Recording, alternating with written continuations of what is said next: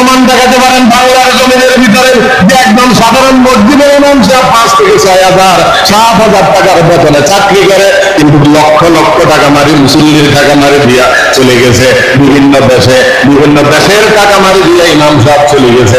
এরকম একটা প্রমাণ দিতে পারবেন নি? হায় হায় রে, প্রত্যেক নামাজের পরে মুসল্লিদের জন্য দোয়া করে, আল্লাহ প্রত্যেক মুসল্লির গুনাহগাফা মাফ করে দেন, তাদের জীবনের ভিতরে সুখ শান্তির পরিবেশ করে দেন। বলেন না আমিন। প্রত্যেক নামাজের পরে ইমাম সাহেব মুসল্লিদের জন্য ভালোবাসা থাকে। বড় আফসোসের বিষয়, বাংলার জমিনে মুসল্লিরা হুজুরে ফাঁস দেওয়ার জন্য রেডি থাকে। নাউযুবিল্লাহ।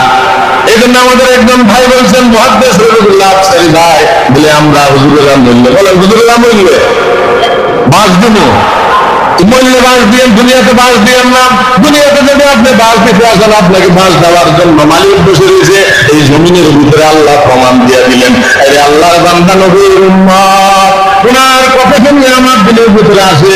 আল্লামা মরহুম দেলোয়ার হোসেন সাইদী সাহেব, যার কথা থেকে আলোচনা শুনতাম, অনেক সময় ওনার আলোচনাগুলো শুনতাম। এই পৃথিবীতে যত তাফসীর কারক আছে, সর্বপ্রথম তাফসীর জগতের নাম্বার 1 হিরো ছিলেন আল্লামা দেলোয়ার হোসেন সাইদী সাহেব। সুবহানাল্লাহ। কথা ঠিক না ঠিক? দল মত নির্বিশেষে কত বড় একজন মানুষ ছিলেন। বলে গাছের উপরে বসে তোমরা বেশি নাচানাচি করে না, এমন ভাবে চাকরি দেওয়া হবে, দিল্লি জায়গা করবা, কোথায় যাই করবা।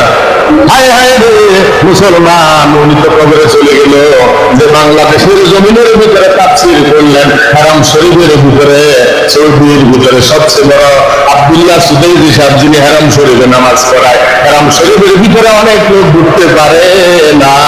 আল্লামা দেলোয়ার হোসেন সাইদী সাহেবকে ঢুকার জন্য কোনো অনুমতি লাগে না। বলেন সুবহানাল্লাহ।